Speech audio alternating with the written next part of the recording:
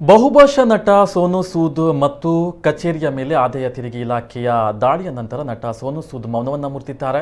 ಈ ಬಗ್ಗೆ ಸಾಮಾಜಿಕ ಜಾಲತಾಣಗಳಲ್ಲಿ ದೀರ್ಘವಾಗಿ ಬರೆದುಕೊಂಡಿರುವಂತಹ ಸೋನು ಸೂದ್, ನೀವು ಯಾವಾಗಲೂ ನಿಮ್ಮ ಕಥೆಯನ್ನ ಹೇಳಬೇಕಾಗಿಲ್ಲ.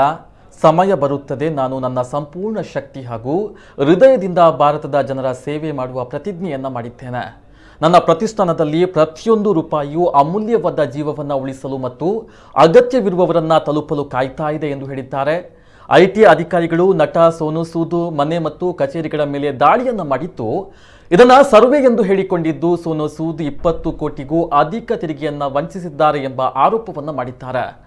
ಸತತ 3 ದಿನಗಳ ಕಾಲ ಸೋನು ಸೂದ್ ಮನೆ ಕಚೇರಿಗಳ ಮೇಲೆ ಸಮೀಕ್ಷೆ ನಡೆಸಿದ ಐಟಿ ಅಧಿಕಾರಿಗಳು ನಟನಿಗೆ ಸಂಬಂಧಪಟ್ಟಂತಹ ನಾನ್ ಪ್ರಾಫಿಟ್ ಸಂಸ್ಥೆಯು 2.1 ಕೋಟಿಗಳನ್ನು ವಿದೇಶಿ ಮೂಲಗಳಿಂದ ಸಂಗ್ರಹಿಸಿದೆ ಎಂದಿದ್ದಾರೆ. ಇದು ಸರ್ಕಾರದ ವಿದೇಶಿ ಹಣ ಸ್ವೀಕಾರದ ಕಾನೂನಿಗೆ ವಿರುದ್ಧವಾಗಿದೆ ಎಂದು ಇಲಾಖೆ ತಿಳಿಸಿದೆ.